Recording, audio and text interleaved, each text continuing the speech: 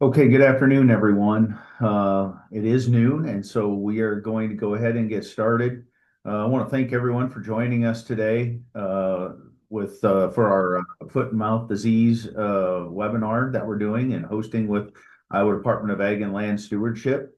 I am Brian Whaley. I have the privilege and honor to serve as CEO for the Iowa Cattlemen's Association and have the opportunity to work with the Iowa Department of Ag and Land Stewardship in a few different capacities. And one of those is in particular is focusing on foreign animal disease preparedness, and one of those particular topic today, foot and mouth disease.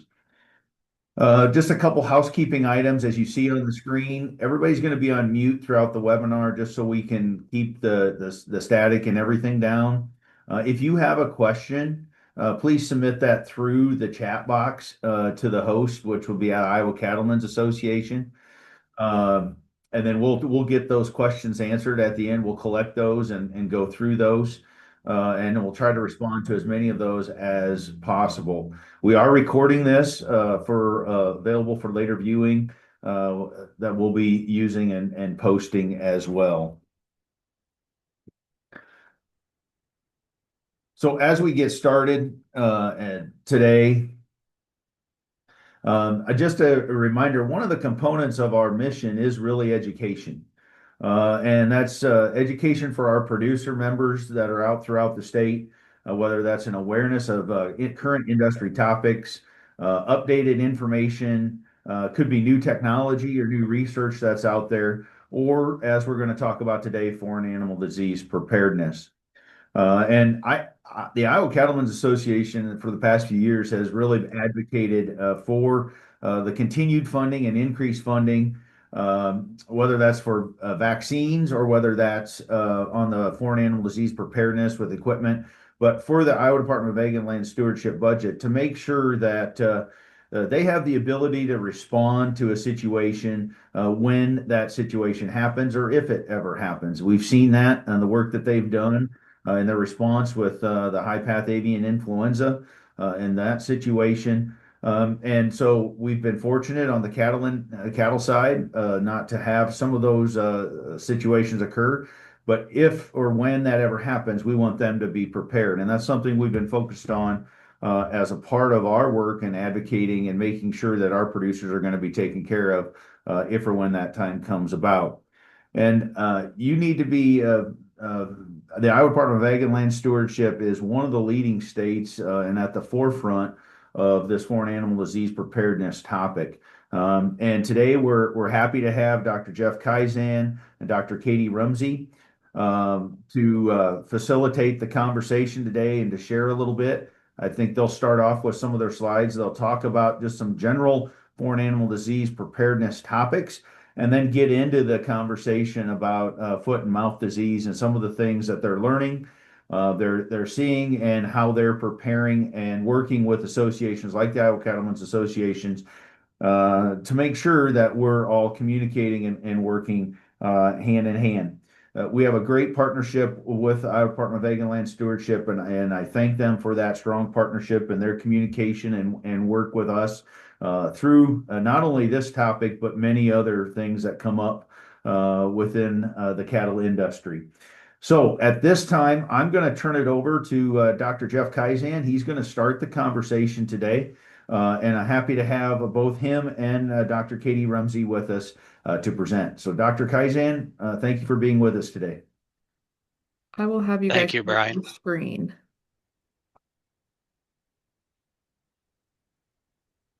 I'll wait just a second here as we get our presentation loaded. Yep, I'm working on it. Let's see. Well, I guess as Dr. Rumsey's loading the presentation, Brian, I'd like to thank you for those kind remarks and the introductions. One of the things that we greatly appreciate here in the state of Iowa is our working relationship with all of the commodity groups and especially the Cattlemen's Association. What we do every day is to make sure that we're working to help producers in the state of Iowa. And that's we don't look at it as a regulatory role. We look at it as we want to make sure we're helping producers be prepared and do the right things on their farms.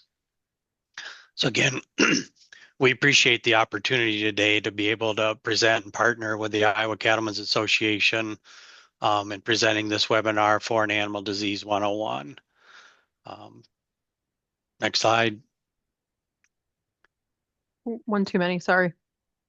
So some of the things that we're going to cover today here in the overview, and I'm just going to give a few of the opening remarks here and then turn over some of the heavy lifting to Dr. Rumsey to go through everything. But our plan is we're going to do an FAD overview that includes preparedness and response.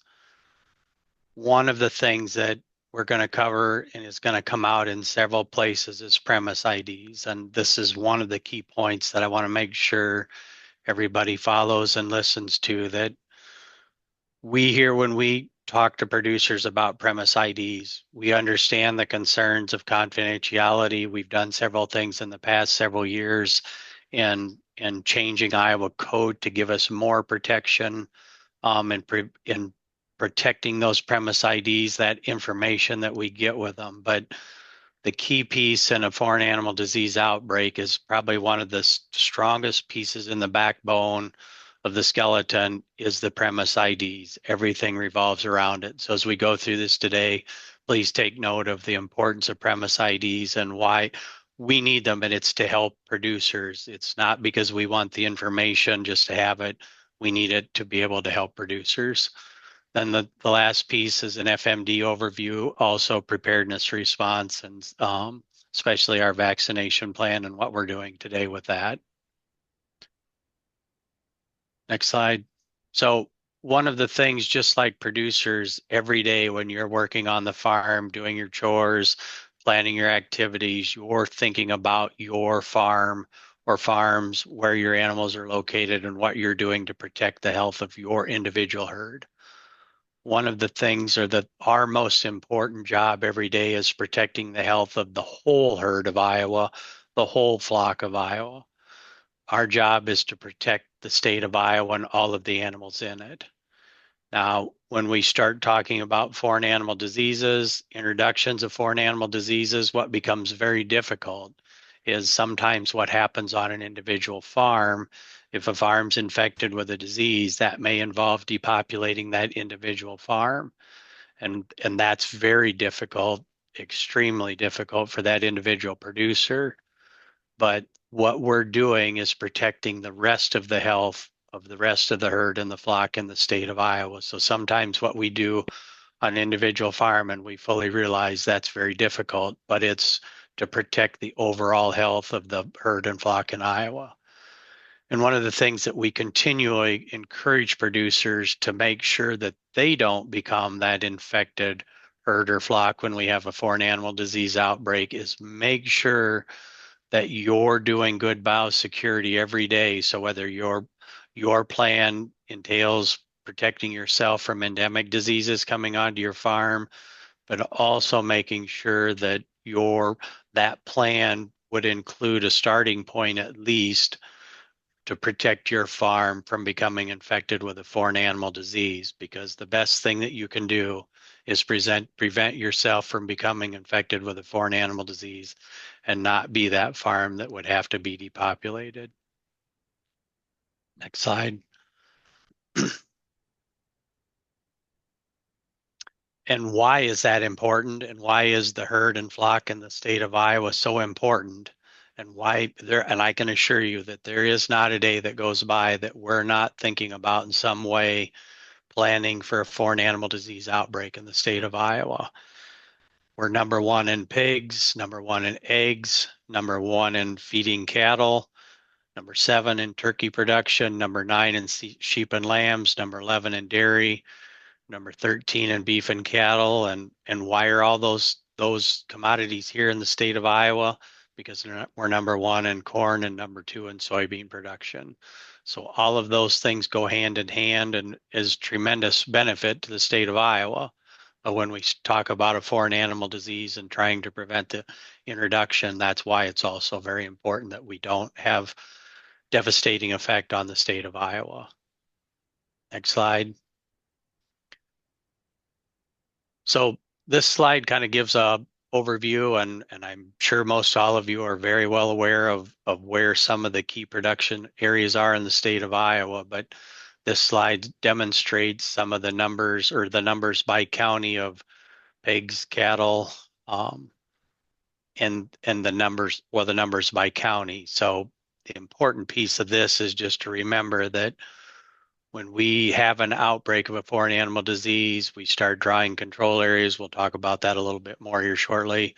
The importance and how many farms can be involved in a geographic area when we talk about our FMD vaccination plan, vaccinating animals and where those animals are located, and what it means to get all of that done is really important. And the numbers of animals in an area is critical, and how those things get done.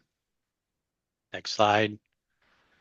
And to emphasize how those things get done, whether we're drawing control areas, issuing quarantine, stopping the spread of a foreign animal disease, this is all a cooperative effort between state, federal, and the producers and industry. We often call this the triangle of cooperation. Sometimes the sides of the triangles are not all equal. Some sides are larger, so whether it's the USDA paying indemnity to producers, the state issuing quarantines, or the producers making sure they're protecting their farms, but this has to be a cooperative effort. One day I was at the Pork Expo walking down the street, and I heard two people in front of me talking about FMD, and if we had an outbreak, that the government would just take care of it. And what I can assure you is we will do our best to make sure that we're doing what we can to control it. But we alone as the state cannot. This is a cooperative effort between federal entities, USDA, and the producers and the commodity groups in the state of Iowa. So this is where I'll turn this over to Dr. Rumsey to continue on. Okay, so we're going to start talking about foreign animal diseases, and I'll start with an overview of that, and then we'll transition into foot and mouth disease more specifically. So, what is a foreign animal disease? It's a transmissible disease of livestock, poultry, or really other animals, and it's not known to exist in the United States, or it not doesn't historically exist. So, avian influenza has been here for a little while, so someone could argue that. But these diseases affect animal health and production. Some of them are zoonotic, meaning that they can affect the health of humans, while others are not. And one of the big consequences, not only can we lose our animals or their production, but we can also lose international trade. And they can cause a significant economic impact, not only through the loss of trade, but through the loss of animals. Avian influenza so far in the last couple of years has cost roughly $3 billion. And that's for indemnity paid to producers for lost poultry, as well as for the response. So here are some examples of foreign animal diseases. Some of those you can see affect only one species, so Newcastle disease in poultry or African swine fever in pigs, but others of them affect multiple species. So foot and mouth disease affects all of our cloven-hooved animals, cattle, pigs, sheep, goats, wildlife like deer, and then some of these also affect humans. One of the ones that's also concerning besides foot and mouth disease for our cattle would be screwworm, and unfortunately that is getting closer because it's in Mexico. So early detection of foot and mouth disease allows for swift elimination of foreign animal diseases, and producers and veterinarians play a critical role in those early detections. Many foreign animal diseases are going to look very similar to common diseases. So as an example, foot and mouth disease looks really similar. Some of the lesions that we're going to see or the clinical signs can look like BVD or foot rot, vesicular stomatitis, blue tongue. Some of those are more common than others. But really, the only way to tell the difference between those two is through thorough testing.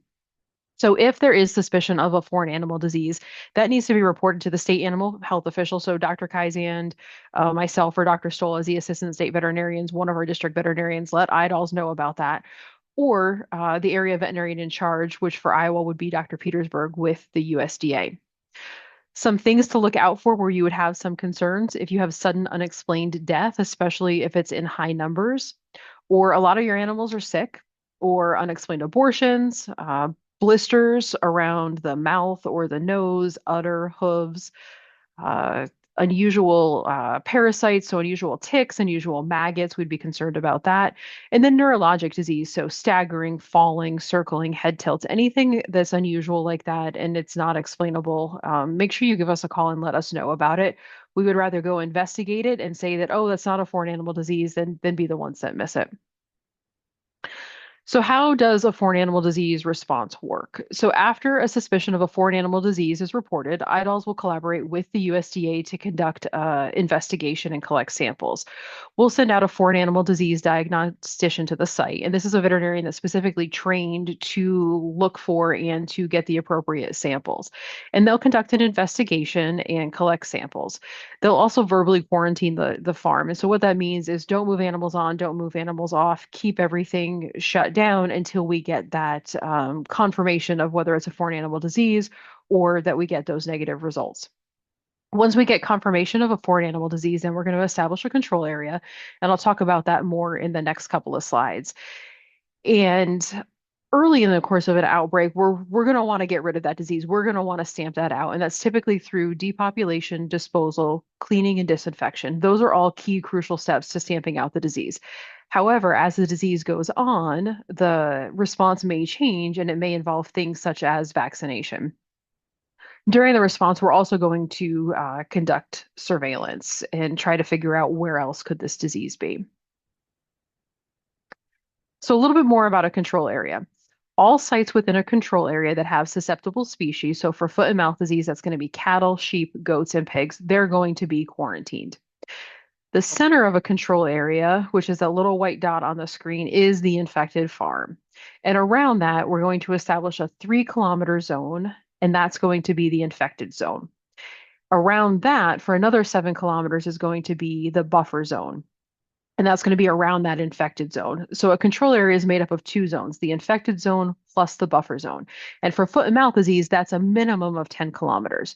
Now, we could change that. A lot of times we draw circles for these, but we could make this really any shape that we want. So if we want to include farms that are on the periphery of that, we can certainly do that. And so this picture here depicts an odd shape, which certainly could be that way. And so all the farms that are quarantined within that control area are going to have movement restrictions placed on them. And so there's going to be requirements to move things like animal products, feed, fuel, so on and so forth. And that's all going to be done through the permitting process. Now, around that control area, we're also going to have a surveillance zone. Farms in the surveillance zone are not quarantined, but we're going to ask them to do testing and increase monitoring. Surveillance zone farms are also not going to have movement restrictions.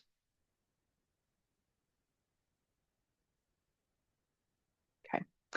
So many farms are connected to other farms through movements between farms, and that can be connections like shared ownership or labor or management. It could be animal movement, equipment movement, common feed trucks, common rendering. There's lots of ways for our farms to be connected to one another. And so IDALS is going to conduct an investigation and to try to figure out those connections. And so having conversations with you, looking at your records, we're going to want to figure out where all of those connections are. And linked premises or connected premises are going to be considered contact premises. And those are going to be quarantined. They may not be within the control area. This map depicts where we have an infected farm in northwest Iowa, but it's connected to several other farms throughout Iowa, all over the state. 2 of those are infected and 1 of those is not. But what we want to do is establish that there are these connections. And so those farms are at increased risk, even if they're not in the control area. And so we're going to want to cast that wide net, quarantine those farms, and then have them prove to us that they don't have any infected animals. And really what that allows us to do is to try to stop the disease spread as quickly as possible and find those infected farms as quickly as we can. So what are some producer responsibilities during a foreign animal disease outbreak? One of the most important things is to have a premise identification number. Dr. Kaisand talked about that just a little bit earlier. And not only to have the number, but to keep that information up to date. And I'll talk about premise IDs here in a little bit more. Also have a written biosecurity plan. And that, is to prevent the introduction and the spread of disease. And that's not only foreign animal diseases, but that's also endemic diseases. It'll help keep your herd healthy. But what good is a plan unless we actually practice that plan and then review it? Humans get complacent and things get a little bit routine and we get a little bit lax. And so making sure that we're doing what we're supposed to on a routine basis is a good idea. And biosecurity can include any and all of the following. You can have visitor restrictions, isolating sick or new animals, limiting contact with wildlife, making sure that all your workers are trained and then annually retrained on biosecurity. It can even include disease control programs, vaccination, and testing. But really, with biosecurity, control what comes onto your farm. That is one of the biggest things that you could do for biosecurity is really think, does this need to come onto the farm? Does this need to go into the barn?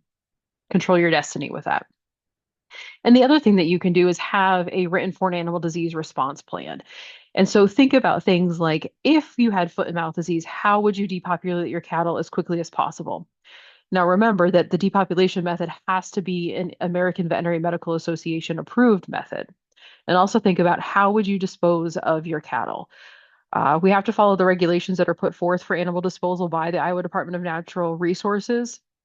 And nothing leaves an infected farm. We don't want infected animals to be driving down the road. That's a really great way to spread disease. So, how would that look for your farm? Think about those things. And you may not have all the answers yet, but just kind of put that in your thought process. And it would be a good idea to work with your veterinarians on those plans, not only the biosecurity plans, but the response plans. Okay, so a little bit about premise IDs. I'm sure a lot of you are familiar with those, but for those of you that are not, these are unique identification numbers that are assigned to a site that have livestock. And the reason we do these is for disease response and also for producer address. Think of this kind of as a 911 address. 911 is for emergency responders to know where you're at so they can get you the support that you need. Premise IDs work the same way for livestock. And we really need these so that we can quickly and accurately identify where animals are located if we have a foreign animal disease. Knowing where animals are at before an outbreak allows for that quicker response. You imagine how long it's going to take us if we don't know where livestock are at, trying to find all of the sites with susceptible species. That's going to allow for disease to spread, and it's really going to slow down that response. So having a premise ID allows us to know where the livestock is and really gives us that best possible chance of controlling the outbreak. And like I said, too, not only is it for foreign animal disease response, but it also allows us to provide education, especially for those that are in a surveillance zone, giving them a heads up of, hey, you're not that far from this disease, and this is even within a control area. Here are some things that you need to consider. So the faster an outbreak is controlled, the faster that everybody can get back into business, get back to normal. And so knowing where animals are at is just absolutely key for our response. And that can really only be accomplished through premise IDs. Now, registration is free. Those of you with a smartphone, there's this QR code on the bottom middle of the screen. You go ahead and scan that, and that'll get you to IDAL's website about registration. Really simple form to fill out. Essentially, we're asking for name, phone number, email address, physical address of the livestock, and what species you have. Not collecting any other information than that at this point, but really it's just telling us where are their livestock and how do we get a hold of the person that's responsible for those livestock. And something else to know too is that under Iowa law, all the information that's associated with your premise ID number, that is all confidential. IDALS is not going to release any of that information. Okay, so let's transition a little bit now into foot and mouth disease. So we're going to talk a little bit about what is foot and mouth disease. And one thing that's a little bit different about foot and mouth disease is that there is a vaccination that's available for foot and mouth disease.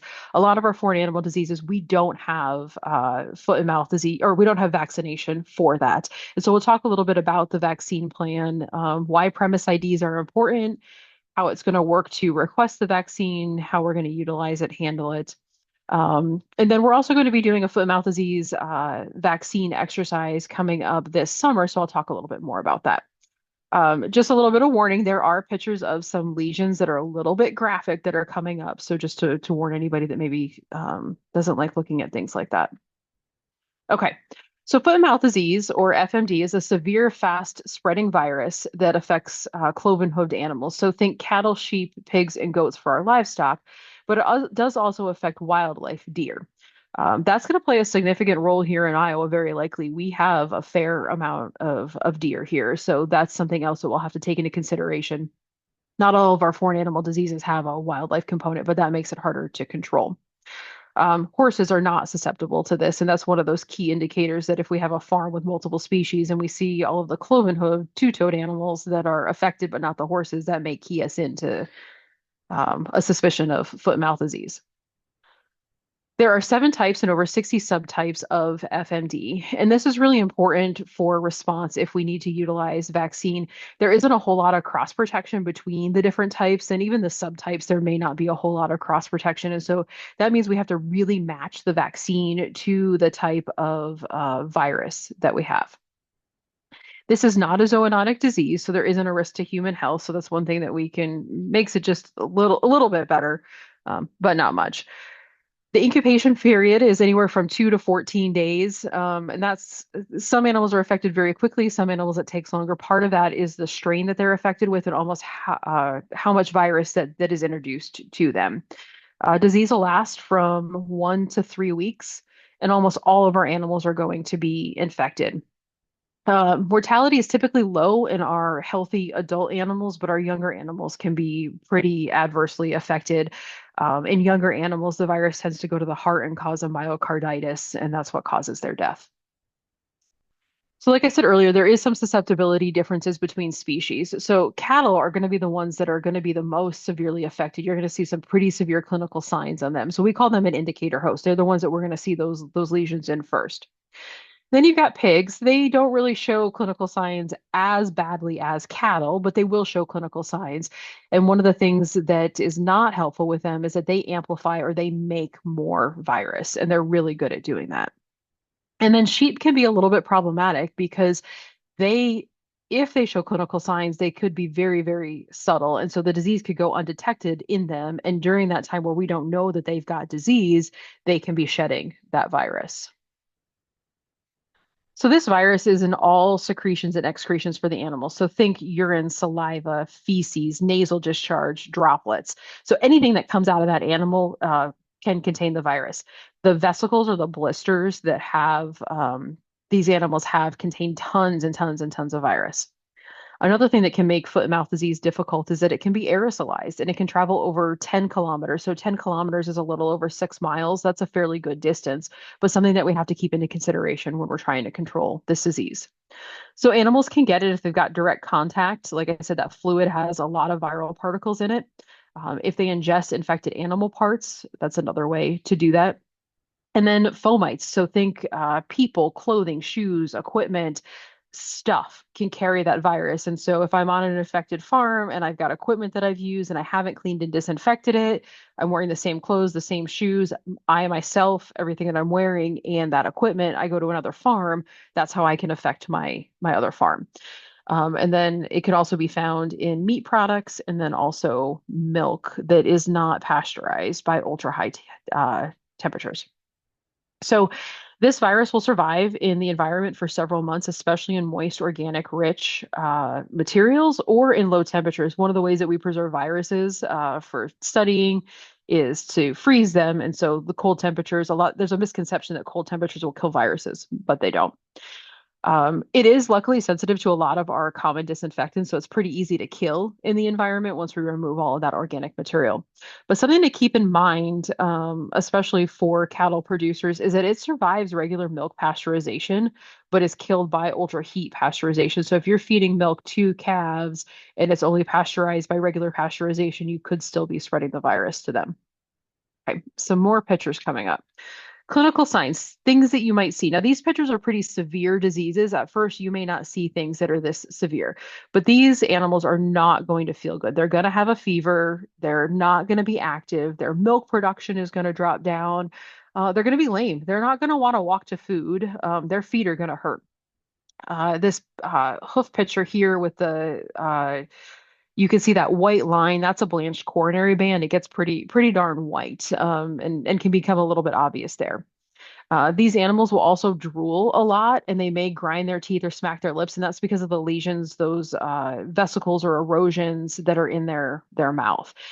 Where we can see those vesicles or blisters is going to be the tongue, the lips, the nose, on the feet. It could be at the top of the feet, at the hoof, at that coronary band, but also between the toes, particularly, especially on the underside, you might see it.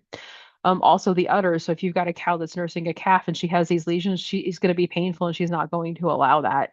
And then also in the rumen, you can also see these erosions as well, and that's going to go and contribute more to them not feeling good and not wanting to eat. So here are some cattle lesions. These are two pictures of mouths, and these are blisters that have gone on to rupture open, and then the skin has sloughed off to leave these very, very, very painful erosions. So you can imagine these guys are not going to want to eat at all. If you notice the one with the hand in the mouth, that mouth is also extremely moist. That animal is drooling quite a bit too. These are some pictures of some blisters. I don't know. Kind of draw in here just a little bit. There's one there. Here's a blister here that has opened up just a little bit. And again, this picture that's on the right, this animal is drooling a fair amount. Here's another blister here. So at first they may just look like blisters, but then they're going to rupture open. There's going to be a flap of skin, and then that skin is going to slough off, and we're going to get erosions. Okay, here's some more tongue lesions. These are a little bit severe, but you can see just how adversely affected these three animals are. And when you've got these erosions and these blisters and the skin peeling off, they're just not going to want to eat. And here are some hoof lesions here. And so you can see between the two toes where we've got that blister and then where it's peeled open. And then on the underside too, you can see that blanching, and then eventually that's going to rupture open. Okay, so transitioning a little bit to where is foot and mouth disease worldwide? Currently, it's endemic in a lot of Asia and Africa. It was endemic in South America, but they've been able to establish freedom, and many of the countries did that through utilizing vaccination, but some of the countries did it without. And then luckily here in the United States, we don't have foot and mouth disease, and we've been free. There have been some recent cases in Europe. Recently, in early 2025, there were two separate cases. One was an isolated case in Germany, and that farm was depopulated. They did not use vaccine as their response. It was a single isolated incident, essentially, and there wasn't any further spread. The downside of that is that even through sequencing, they didn't figure out exactly where that came from. And then fast forward a couple months later, and there was an outbreak in Hungary and Slovakia on their shared border. And they did use depopulation and then vaccination of surrounding farms to control and stamp out the disease. And the thought of the origin of that foot and mouth disease was through illegal animal movement from an endemic area. And so really what was key is that early detection and stamping out everything was key to that. I'm gonna try to get rid of these marks, but I'm not sure. There we go. Sorry about that. Okay. So foreign animal diseases, foot and mouth disease particularly, can all have a significant impact on the economy. And that's through direct impacts, but also indirect impacts. So the direct costs, we're going to lose animals, but we're also going to lose the production of animals. So animals may not gain their full potential weight. They're going to have that lower weight gain. Milk production is going to be less if she even goes back into milk production. So those animals may recover, they may not die, but they're not going to reach their full potential. And then we're also going to have indirect costs. And so that's going to be the cost of eradication and the loss of trade as well. And the loss of trade can be pretty significant. A lot of our animals are exported. Okay, so I'll transition a little bit to the foot and mouth disease vaccine bank and what that looks like, and then into our vaccine plan. So right now there's the North American Foot and Mouth Disease Vaccine Bank, and that contains vaccine concentrate, and that's what allows us to make vaccination. Now, this is a North American bank, and it is 70% of that is the US share, but not all of that is for the United States. When the vaccine is requested to be manufactured, that initial production is about 2.5 million doses, and that can take upwards of 2 weeks to make that. And 2.5 million doses of vaccine will not go very far in Iowa, let alone the United States. And if we want additional vaccine to be made, it can take as long as 14 weeks. And I'll explain why here in just a second. So, vaccine is currently, it would be manufactured in Europe, and then it needs to fly somewhere into the United States. So, O'Hare would be a centralized area. And then that vaccine has to be driven to where Iowa wants that to be, so some designated facility. And then we've got to get it to producers and veterinary clinics. So you can imagine from the manufacturer to getting it into the hands of the people that can vaccinate, that can take quite a long time. And it's going to take a while for the company that has agreed to do this to ramp up the amount of vaccines that they have. Now, during this entire shipment process, all the way through getting this vaccine into animals, we have to maintain that cold chain. This vaccine has to be kept at a certain temperature, and we've got to track that vaccine through every step of the way, all the way through getting into the animals.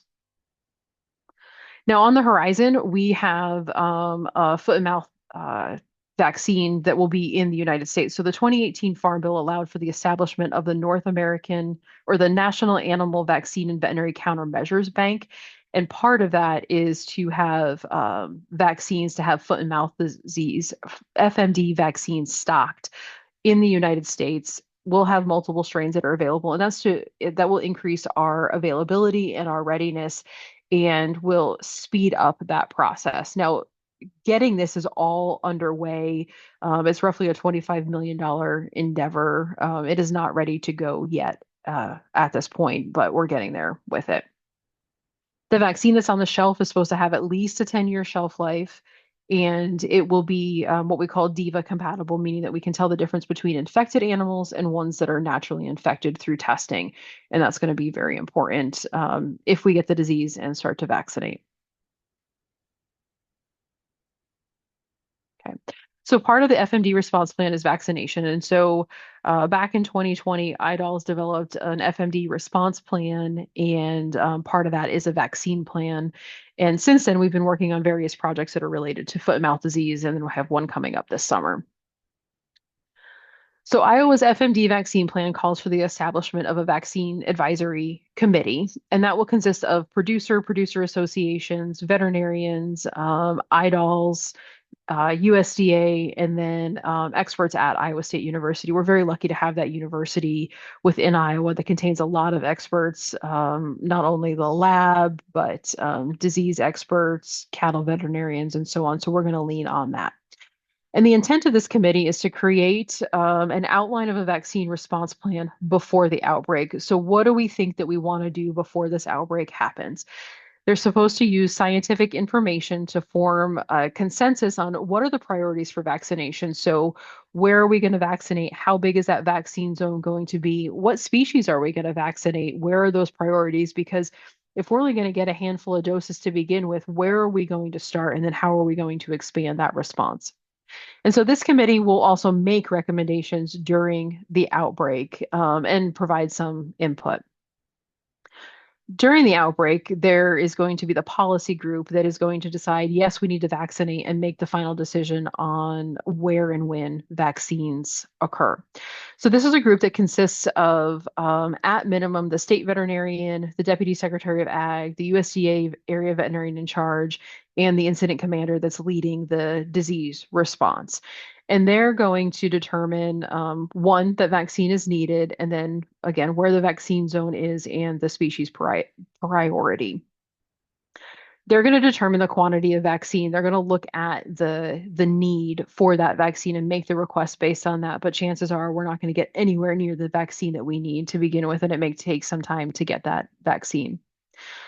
But one of the things about determining the need, not the need for vaccine, but the quantity of vaccines, we have to know where livestock are at. And that is absolutely crucial. And time is ticking. The faster we get this vaccine request in, the faster we're going to get vaccine. If we have to spend time tracking down where is livestock, that's going to delay this response down. And so that is why premise identification numbers are so important. We don't want to slow down the response by having to track down livestock. During the outbreak, one of the things that IDOLS is going to have to do is determine the quantity of livestock on a premise. If you register your premise today, you don't have to tell us the number of livestock, but even if you didn't told us you had 500 head of cattle, that could change in a month, a week, a year, 2 years from now. So we're going to have to get that current up-to-date information. But again, just knowing where the livestock are and who we can contact is just really important for things like this vaccine response. So it's really important to register your premise and keep that information up to date.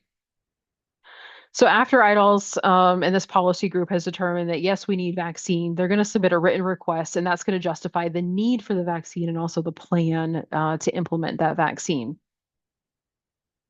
They're also going to establish the vaccine zone of where we want to have that vaccine.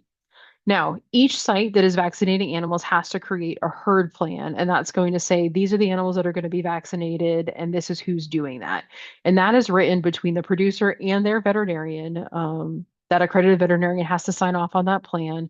IDALS plans to have our district veterinarians. We have 5 of them in the field that will help with this, but they can't write every plan. There's just not enough of them.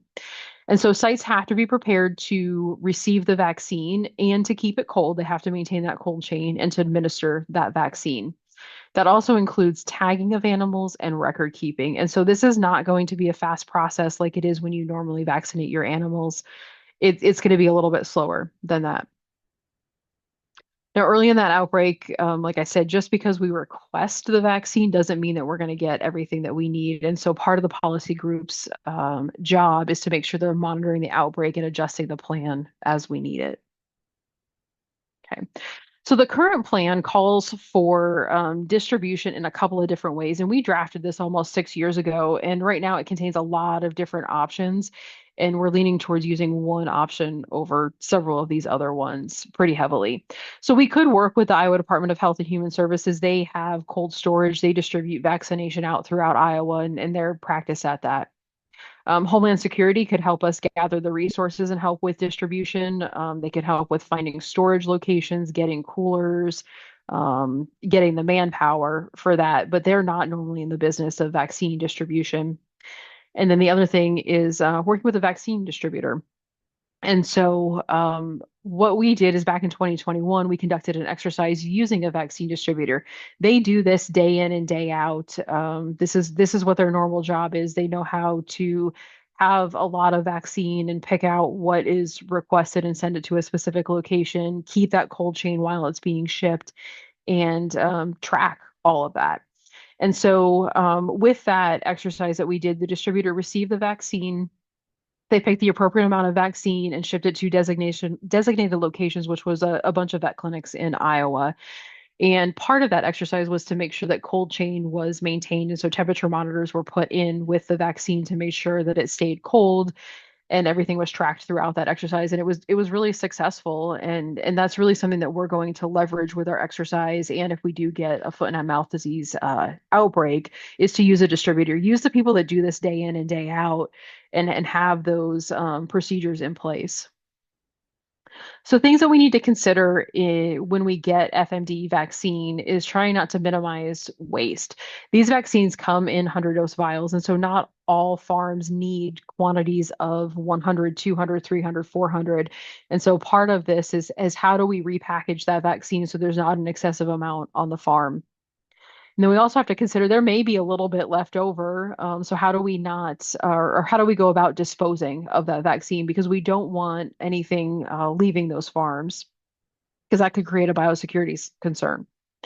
We also need to limit the number of people on a farm. Having vaccine crews go from site to site to site creates biosecurity concerns, and we don't want them spreading the disease.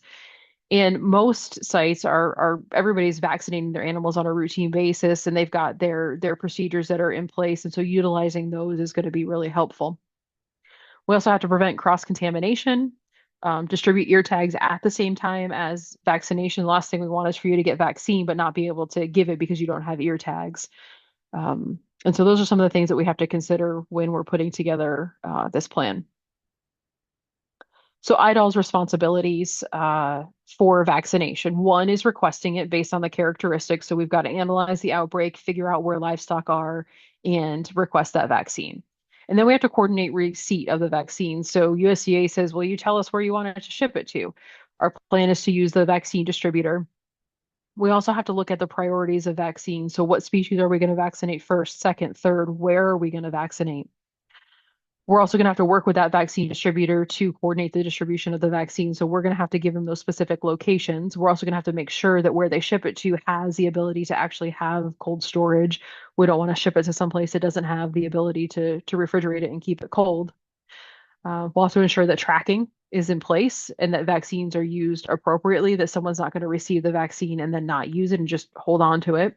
And then we're also going to have to provide instructions on how to give the vaccine and how to identify animals. Veterinarians are going to play a pretty key role in this too, and veterinarians are going to need to help oversee vaccines. They're going to have to assist producers in developing herd plans. They may be the point where vaccines are distributed to. Some producers have the ability to keep that cold chain and store these vaccines, and others don't. They're also going to have to help with the record keeping and oversee the administration of vaccines. And part of vaccinations is also compliance testing. So testing these animals to make sure that if someone has said that they are vaccinated, getting a sample from them to be able to tell. Like I said earlier, these vaccines are DIVA compatible, so we can tell the difference between a vaccinated animal and one that's been infected, or one that hasn't been vaccinated or infected. Now, we don't have enough veterinarians probably in Iowa that are accredited for this, and so they're going to have to train individuals to work underneath them and work under their authority to help get this accomplished in a timely manner. Okay, so like I said earlier, we've been doing some exercises since we developed a plan in 2020, and then we have a full-scale exercise that's coming up in June. So like I said earlier, back in 2020, we did the plan, and then 2021 is where we did that logistics exercise where we used a vaccine distributor to receive the vaccine and distribute that out. It worked extremely well. That was a concept that nobody had really tried at that point, and so there was a paper that was written about that. USDA is aware of it. They participated in that exercise, and we've been sharing that with other states as well. And so in June, we're going to participate in a full-scale exercise. It's going to be Iowa, Kansas, and Minnesota. So during this exercise, there's going to be a fake introduction of FMD in the United States, and then it's going to spread to these states. We're all going to request vaccine.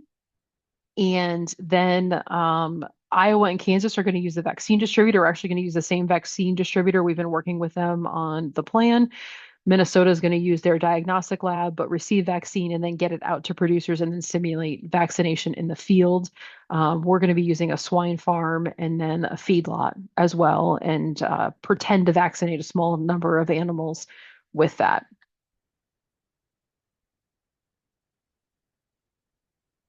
Okay. So in summary, today we talked a lot about foreign animal disease preparedness and response, also an overview of foot and mouth disease and what preparedness and response looks like that, particularly what vaccination looks like. And so hopefully we've driven home the importance of premise IDs. We need to know where that livestock is at in order to have that timely response. And so that really gives us the best chance of controlling that outbreak, of stamping it out as quickly as possible. And really, the ultimate goal is to get you back into business as normal as possible, as quickly as possible. And so just really want to reiterate, please register your premises and then keep that information up to date. And that should give us a fair amount of time to answer some questions. If you've got any questions for us that you think of afterwards, IDOL's, our general office hours, is on the screen. And our after hours number is on there. So if there's ever an emergency situation, you can call that. That number is answered 24/7, 365 days a week. Dr. Kaisand and I rotate who's on call with a couple other people. So even if you don't get one of us, they know how to get a hold of us. And then I've also put the QR code for premise ID registration on that. And so with that, we'll turn it over for questions. Okay, thank you, Dr. Rumsey, and appreciate the information and the time today. If you have a question, go ahead and you want to type it in the chat, that would be great. You can send it to ICA there. Just another thing you can see on the bottom, I think she indicated you've got the QR code there for registering your premise ID as well. So you can take advantage of that at this time, also on their slides. So you talked about are you, Dr. Rumsey, while we wait for some questions to come in, you mentioned with your simulation that you're planning, you mentioned you're going to use a feedlot. Um, does it matter what, I mean, in this simulation, are you going to plan to use potentially a larger one, a smaller one, or is that just going to pick kind of one across the state somewhere? Or do you have a theory or a reason behind that? So the feedlot that we picked is one that volunteered to help with that. And we're not going to simulate vaccinating all the animals. I think it's only going to be a handful, maybe 25 of them. We're going to be actually using, they're planning on normal vaccination at that point in time and just using a handful of those with that just to simulate vaccination. So it's a small full scale exercise. It's definitely not simulating what it would be to even do an entire small feedlot, let alone a large feedlot. Okay. What, as you think about the future here, and I know it's hard to predict where things go. Obviously, cost is going to be something that comes up and a question, and I don't know if you have an answer to this. Is there going to be support for this from a USDA side, or is this going to be on the producer, or is there any indication of what that might look like?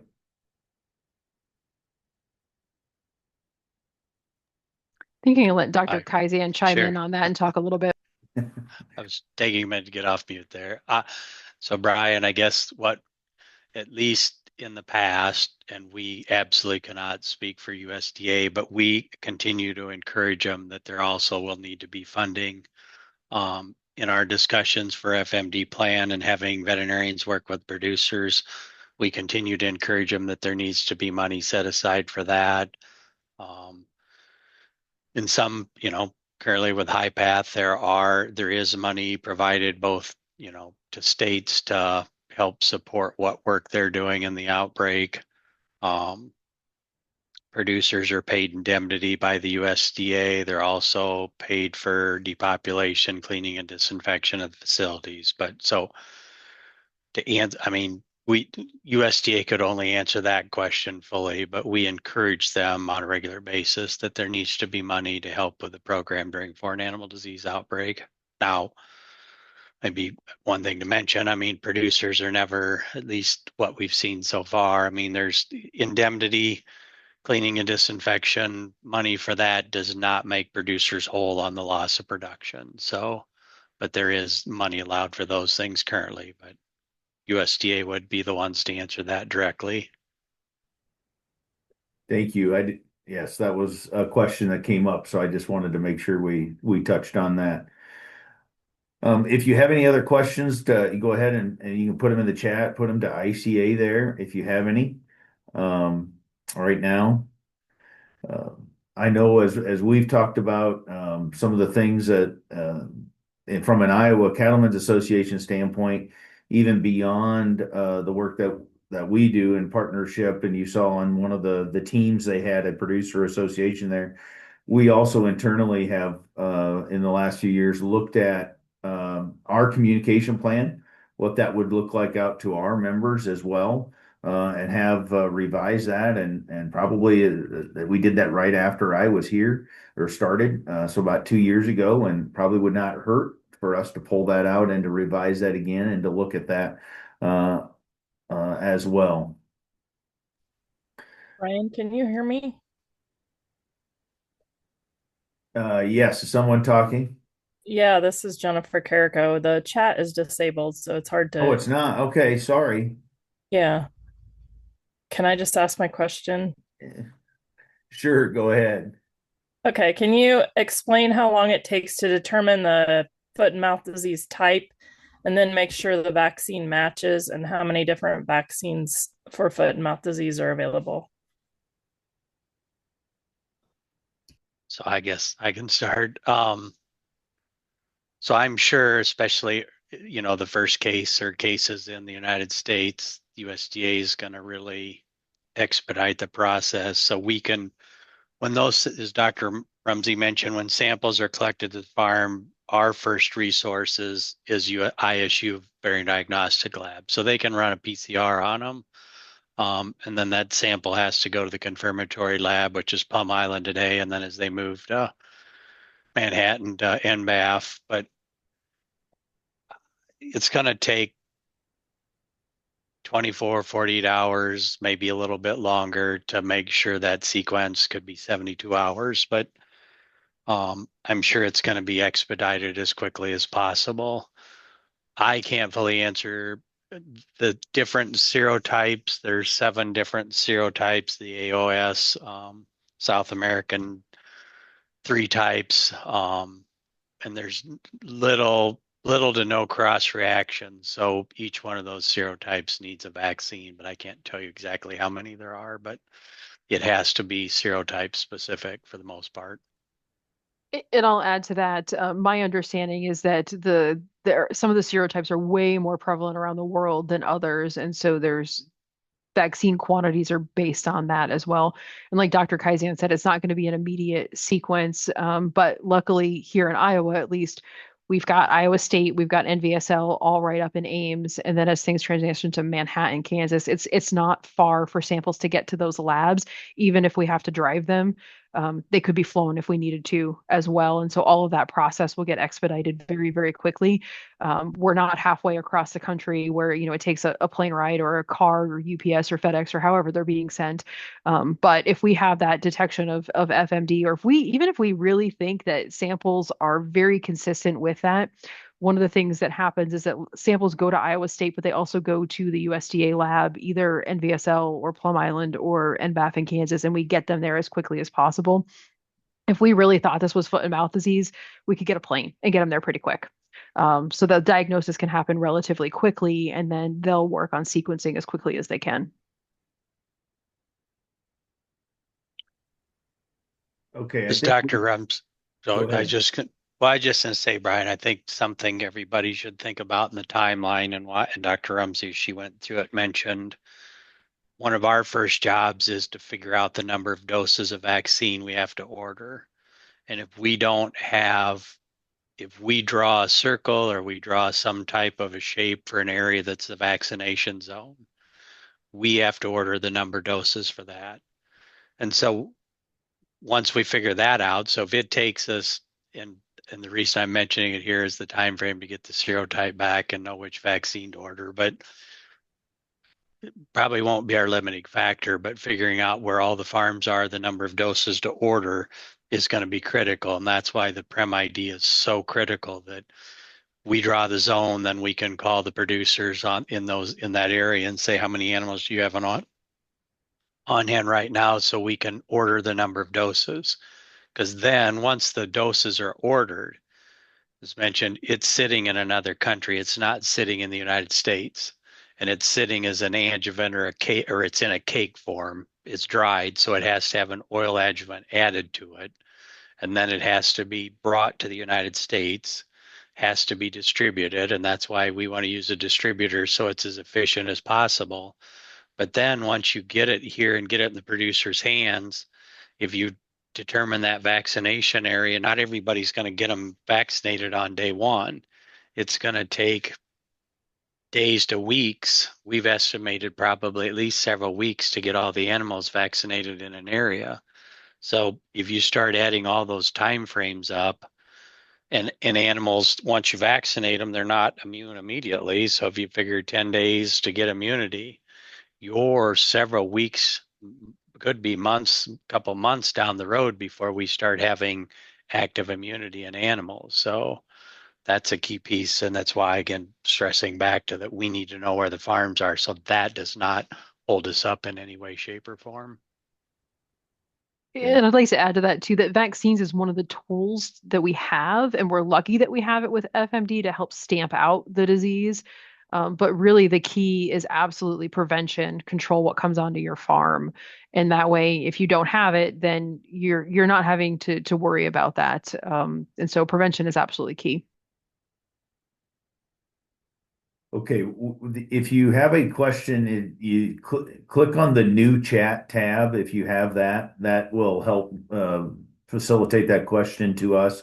I think there was a little bit of a hiccup there. So if you're okay, I'll give a couple minutes for somebody to type in a question if they still have any. You just mentioned prevention. I think that's an important topic, Dr. Rumsey, as I sit and think about. Obviously, biosecurity is a conversation I think that we have on a regular basis. We need to continue to be diligent in what we do and the things and that we're working on, especially nowadays. Yeah, as we go from place to place.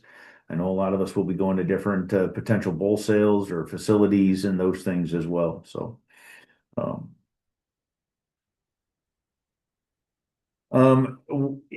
so we had a question come in that says, so are there any consequences for not alerting a concern? So if something comes up, and they're potentially think they might have, let's say, foot and mouth disease, and they don't alert anybody, are there consequences, for that and then can be traced back? So we do have penalties in Iowa code and administrative rules for if you don't report. But the thing we always mention here that's going to be after the fact. I mean, we can issue the penalties. The problem is that hinders all of the state of Iowa, all producers, in stopping the spread of disease because early detection and getting on it quickly is critical. So we can, but if there isn't a high level of voluntary compliance with everybody, we're not gonna, all of us, that triangle, state, federal, and producers, we won't get ahead of it if people don't. And we would much rather have people call us and say, I've got something that looks like a foreign animal disease. We'll step you through it, have a vet in one of our district or federal VMOs come out and collect samples. So there's absolutely no penalties for calling us. And even if it's not a true case, we'd rather have you do that than not report. And I'll Right. add on the swine side of things, Seneca Valley virus is pretty common within swine, and so we do lots of vesicular investigations for pigs. And I'd much rather call, let's go sample, let's have those negative test results, than not know about it because that's going to let it spread, and that's going to be harder to contain if it's spread to multiple farms by the time we detect it. Okay. Very good. Thank you both, Dr. Kaisand, Dr. Rumsey, for your time today. We've gone just a little past one, and I don't have any other questions in the chat, but I really appreciate your time and the information today as we think about this topic, and continue to move forward on the planning, the preparation. Obviously, you're doing a simulation. All of that will make a difference in the end. Uh, if we ever have an unfortunate situation where that does come forward here in Iowa. So we appreciate your work on that. And we appreciate all of you attending today. Thank you very much for your time. I hope that this was an informative webinar, and we appreciate your attendance. So we hope you have a great rest of the day. Thank you very much.